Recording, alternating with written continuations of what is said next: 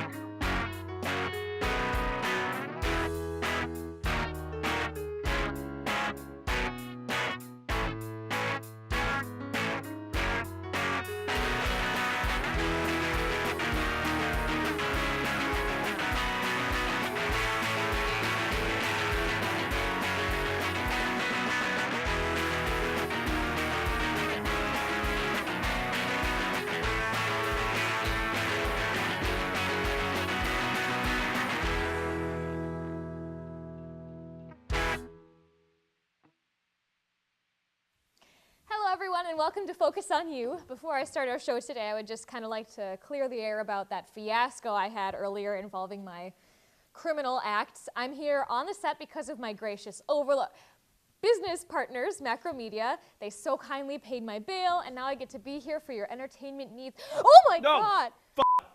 Jesus. Justine. Oh my God. Justine. What are you doing here? I'm your parole officer. I'm here to make sure you aren't doing anything illegal. Oh, hold on. You look kind of familiar. Well, yeah, you might recognize me from my Macromedia show that me and my partner do. Well, look what we got here, boys. Remember me? God, isn't that show like a Macromedia thing? Why don't you just roll the clip? Yeah.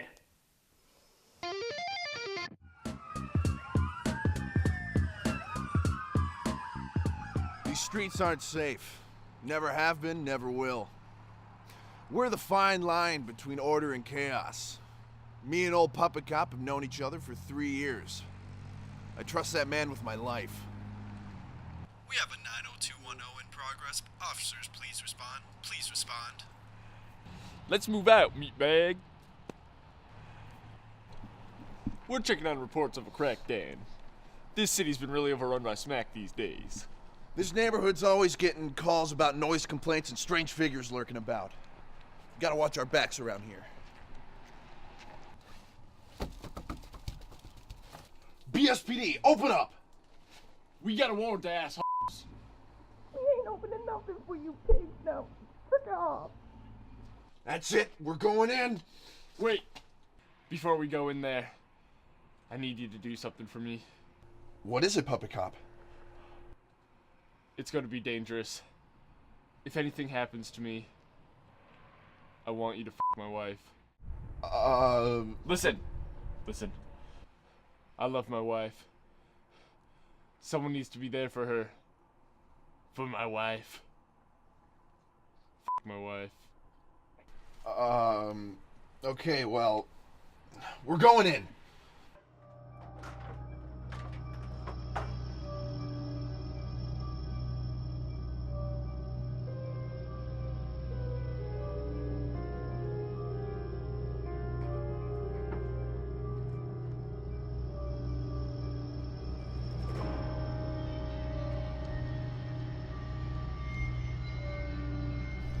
Come on out. There's nowhere to hide.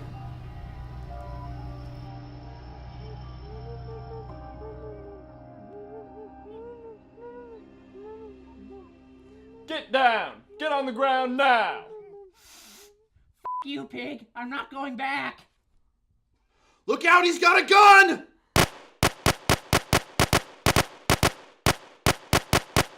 I'm being shot.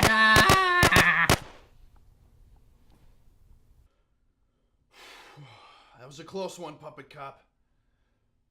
Puppet Cop? I've been shot. That bastard got me. No, come on, buddy. Come on, you're not off the force yet. Come on, stay with me. HC, come closer. Yeah, Puppet Cop? Closer. Closer. I need you to do something for me. Yeah, buddy. Anything. What is it? My wife.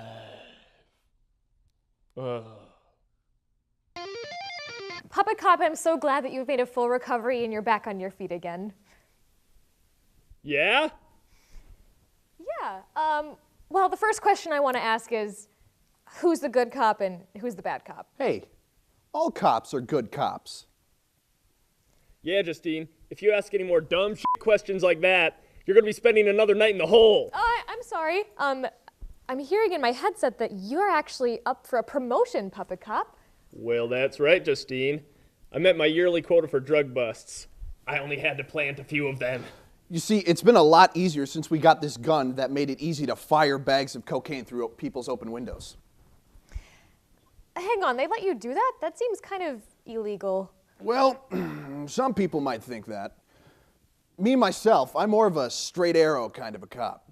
You know, I've never fired my gun once while on the force. Pussy.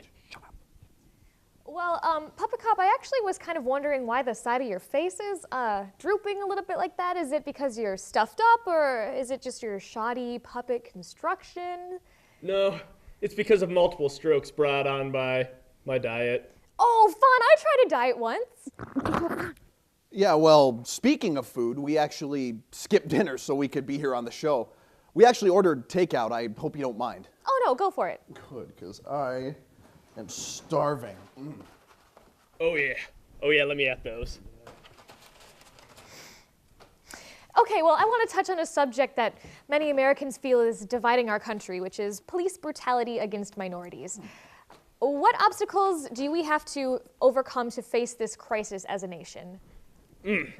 Well, Justine, as an immigrant myself, I can sympathize with people who might feel abrasive towards police officers in the wake of current events. Whoa. You're an immigrant? Well, yeah, of course. Hey, that's really cool. I have one of those too. Check it out. You think this is funny, Justine? Well, no, I mean, I got him when I was in high school, and it was my edgy phase, and... Justine, without cops, the world would be a place filled with despair and hopelessness. Can you imagine working at your job every day and someone can just come in and take whatever they want because their actions don't have consequences? Can you imagine making some money and wanting to go put it in the bank, but you can't put it in the bank because all the banks are being robbed at every minute of every goddamn day? Can you imagine coming home, sitting down with your lovely family, watching TV, and all of a sudden some lowlife thug just kicks in the front door, starts killing your loved ones, raping your children, and you can't do a goddamn thing to stop it?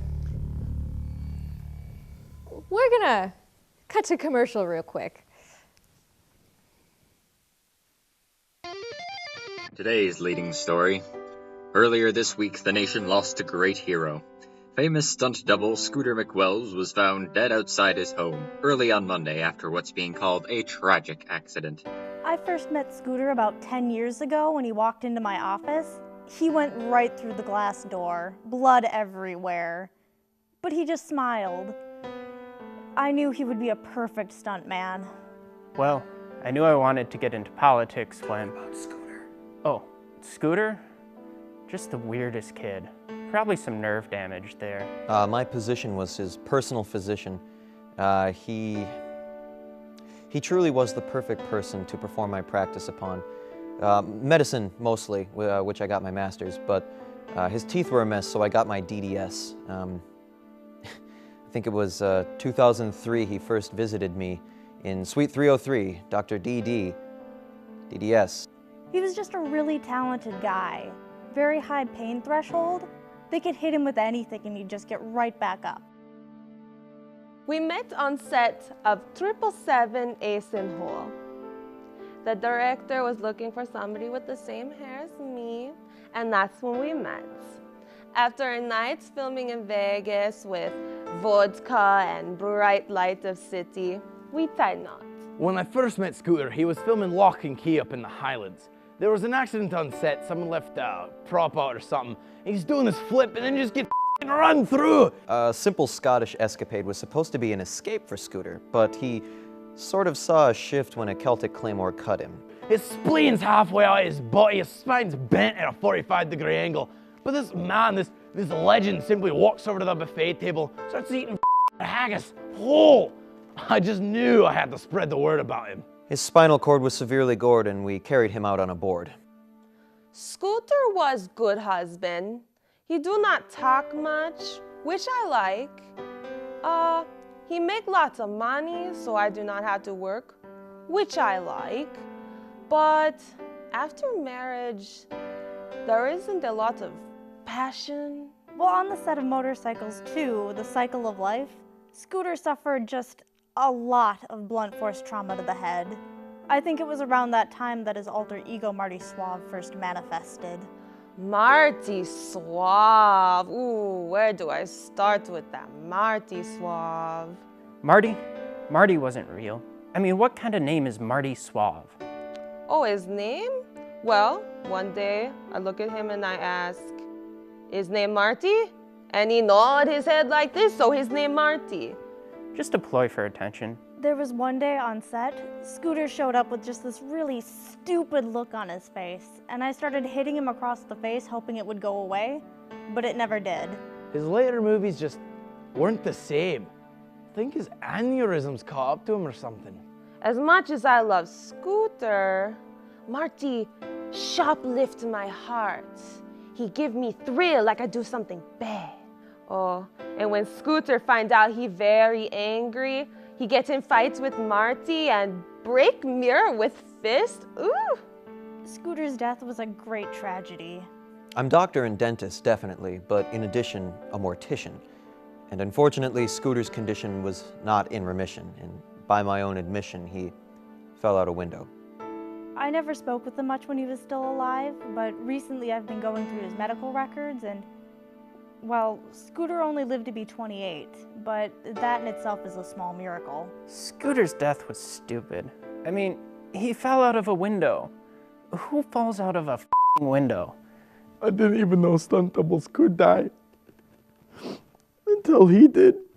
From the rumors I heard, he was trying to use a vacuum cleaner to clean out his lungs or something and just right out the window. Drugs, the alcohol abuse, the internal damage. He was just a stunt double. His alter ego. Don't look at me. Don't look at me. All of the stitches in his body. He's a great man and I'll miss him dearly. At least this will be for pity votes.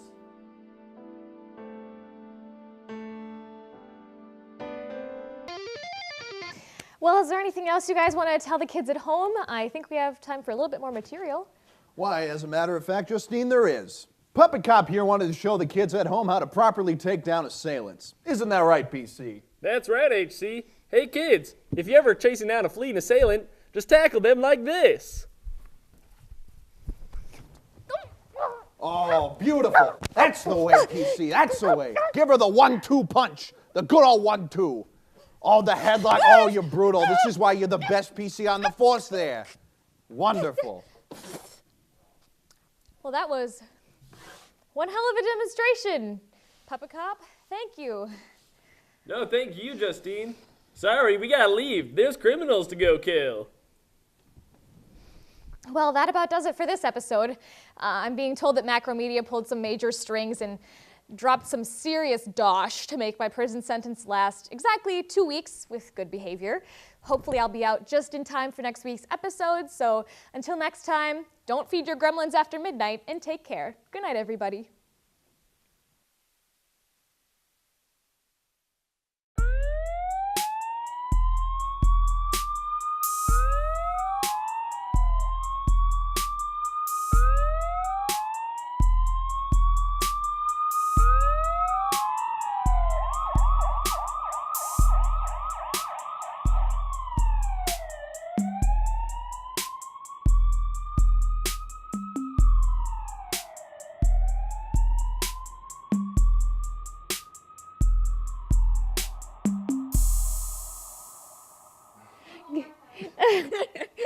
I've never been arrested before.